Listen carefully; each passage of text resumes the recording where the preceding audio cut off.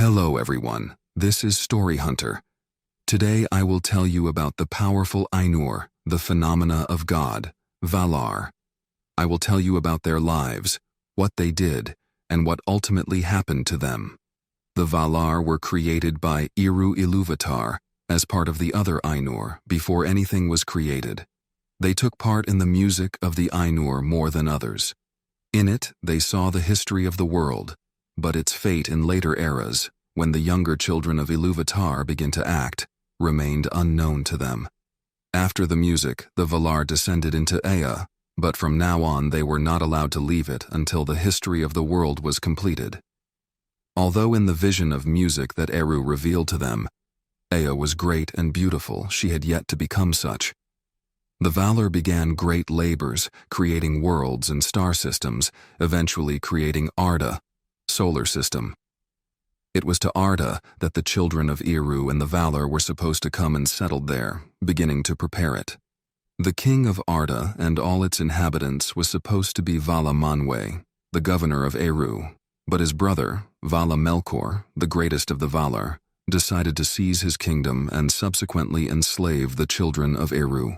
The other Valar and many Maiar, lesser Ainur, sided with Manwe, and Melkor left Arda empty-handed.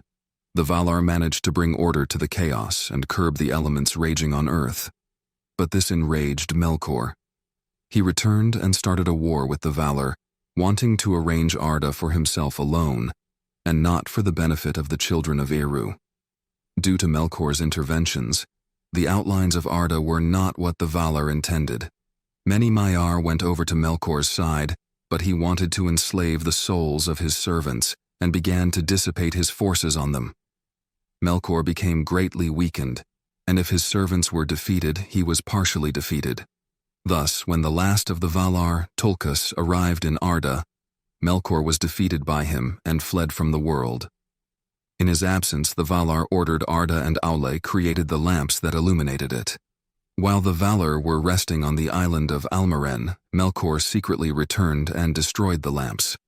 Arda suffered severe destruction and, having calmed the elements, the Valar left for the continent of Aman, where they founded the kingdom of Valinor.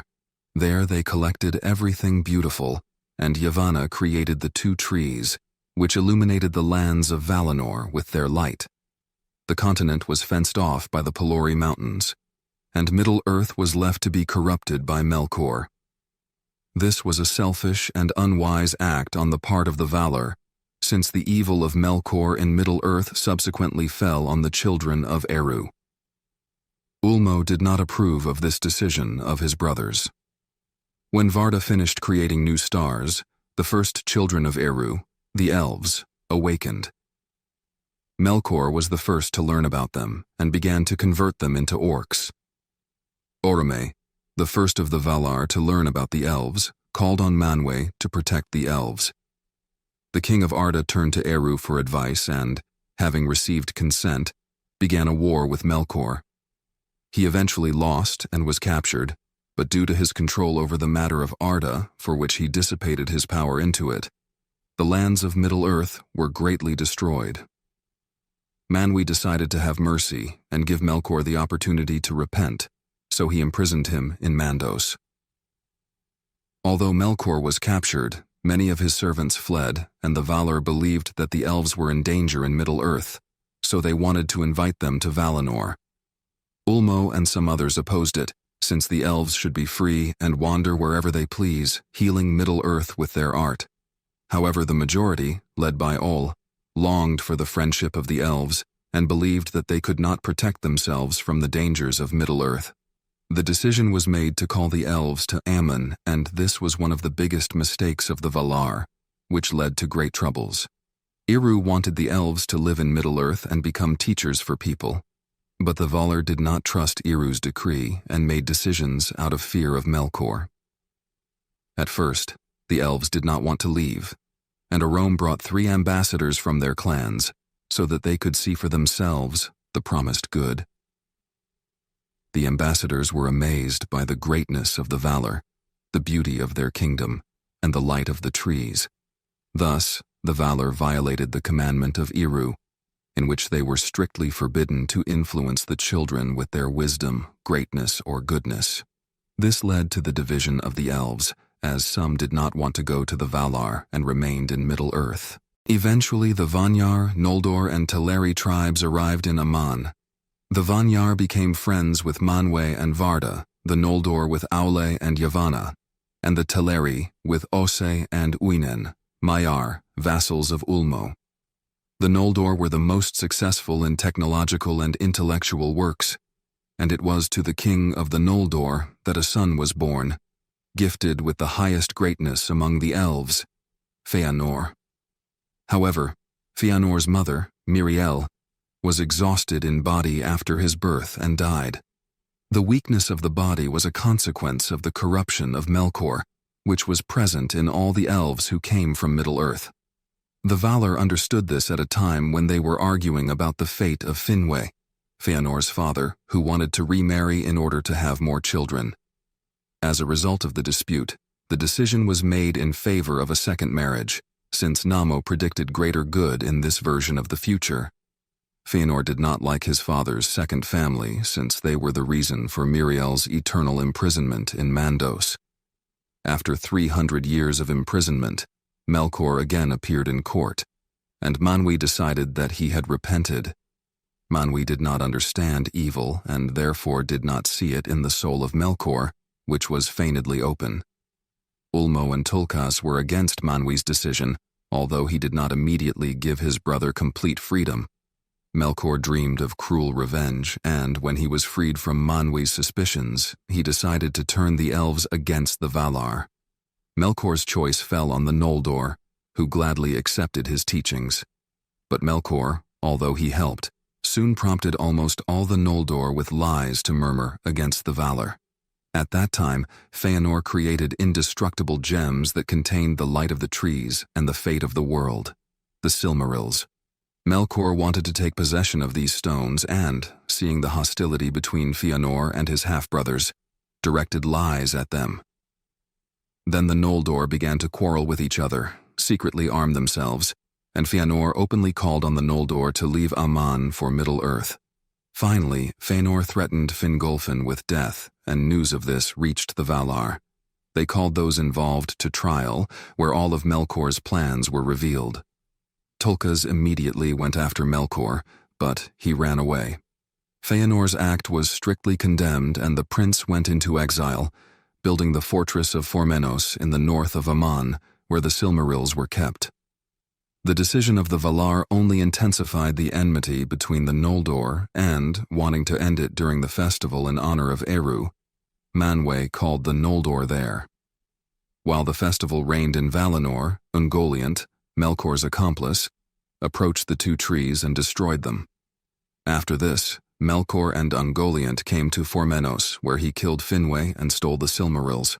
Together they fled to Middle-earth, and the pursuit of the Valar could not withstand the darkness of Ungoliant. Rebelling against the sentence of exile, Feanor returned to his people in Tirion.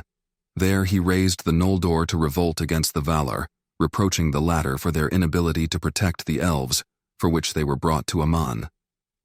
Also in Feanor's speech there was that lie against the Valar, with which Morgoth once poisoned the Noldor, that the Valar brought the elves by deception, wanting to control and give Middle-earth to people. The rebellion of Feanor was a consequence of the fact that the Valar brought the elves to Aman against the plan of Eru, since life in the lands of the Valar was contrary to the elven nature. Accused of evil intentions against the elves, the Valar did not interfere with the Noldor, but still called on them to remain. Otherwise they will have no help from the lords in the war. The Noldor disobeyed and rejected the Valar, but soon a fratricidal battle took place between them and the Teleri. The Noldor defeated and stole the Teleri fleet to transport across the sea, but on the way, Mandos gave them the prophecy. In it, the Noldor were predicted to suffer defeat and grief, and were also ordered to return to judgment, otherwise Aman would be protected from them. The majority of the elves did not listen and left, and the Valar raised Pelori to great heights and surrounded the continent with enchanted islands. While the Noldor rebelled, the Valar deliberated in thought and saw the music. They were not going to start a war with Morgoth, since the awakening of people was approaching. Any opposition from the Valar to Morgoth would have brought enormous destruction to Arda, in which people would have died. The only thing the Valar could do at this time was to give light to Arda. To do this, Yavanna and Nienna took their last 2 fruits from the trees, but their light was distorted by the evil of Ungoliant. For the fruits, Owl built ships, and they were taken to heaven, entrusting the Maiar to Arion and Tilion into their possession. Thus the sun and moon were created. When they ascended, the first people awakened. Morgoth was the first to know about them, and if it were not for the Noldor, who distracted him with war, he would have made people his servants. The Valar, as promised, did not take part in the war between the Noldor and Morgoth. However, Manwe sent his great eagles to watch and help in case of dire need. Ulmo, who was more merciful to the Noldor, came to the aid in person and helped both the Noldor and the Edain with advice. Despite this, the Noldor and the Edain lost the war and were almost completely destroyed. Ulmo then came and asked for the Noldor, but Manwe did not have mercy, because he was waiting for the arrival of an ambassador from people and elves. This was Arundel, who was able to sail to Aman with the help of the stolen Silmaril and beg the Valar to have mercy on the Noldor and also help the people. Then Manwe sent the army of Valinor, led by his herald, the Maya Eonwe. Morgoth was defeated during the war and then executed, and his spirit was banished from the world. 2 Silmarils from the crown of Morgoth were lost, and the 3rd was given to the keeping of Arundel, whose ship was taken to heaven. The surviving Noldor were given forgiveness, and many left for Tol Eressëa. The Valar were lucky, since the destruction in the war was not so severe, although the lands of Beleriand were destroyed. Those people who helped the Valar in the war with Morgoth were given permission to live on an island not far from Aman. There the Edain, led by Arendel's son, Elros, founded their kingdom of Numenor. They were also given back, as righteous people, their proper lifespan, 200-300 years. But only one prohibition was given to the Numenoreans: to sail to the Blessed Lands. In the Second Age, the power and glory of the Numenoreans flourished more and more, but the seeds of Melkor's evil will were in all people. This was a consequence of the corruption with which Melkor filled Middle-earth when the Valar went to Aman. Over time, the Numenoreans desired more and more than anything else the immortality of Valinor. During the time of King Tar-Atanamir, the Numenoreans grumbled, and Manwe gave them a message. Death is the fate of people according to the plan of Eru, and the lands of Valinor do not give immortality. Only the Creator can do this. The Numenoreans were dissatisfied, and over the years their discontent grew more and more. Those Numenoreans who were loyal to the Valar and the Elves found themselves out of favor with the kings. As a result, many Numenoreans also renounced Eru, and when Ar-Pharazôn usurped the throne, he desired to be king over all the people of the world. Sauron, the enemy of men and elves who was once in the service of Morgoth, wanted the same thing, and Ar-Pharazôn angrily marched troops against him. Sauron surrendered and soon became an advisor to Ar-Pharazôn, cunningly persuading both the king and most of the Numenoreans to evil. The Numenoreans built the Temple of Melkor and made human sacrifices there, hoping to gain immortality. As a result, fearing imminent death, Ar-Pharazôn went to war against Valinor, gathering the greatest armada. Then Manwe, calling on Eru, resigned from himself and all the Valar as rulers of Arda. Here Eru himself intervened, destroying Numenor, destroying Aman and turning its inhabitants into spirits. However, by the grace of the Valar, the ships of the loyal Numenoreans were saved and reached Middle-earth. Sauron was also saved, returning to the war with people and elves. Despite the abdication, the Valar did not leave the people and elves in Middle-earth completely without help. Also, the elves of Middle-earth, who were doomed to fade away in the era of people, could reach the ghostly Blessed Land along the straight path. At the beginning of the Third Age, the Valar decided to send the Maiar to the aid of the peoples of Middle-earth, who would not be inferior to Sauron. The messengers were supposed to appear in the guise of elders and help with advice, but not show their true strength. This was decided in order to prevent the same mistake that happened with the elves. 5 Maiar went to Middle-earth, but only Olorin achieved success, and then only with the help of Eru.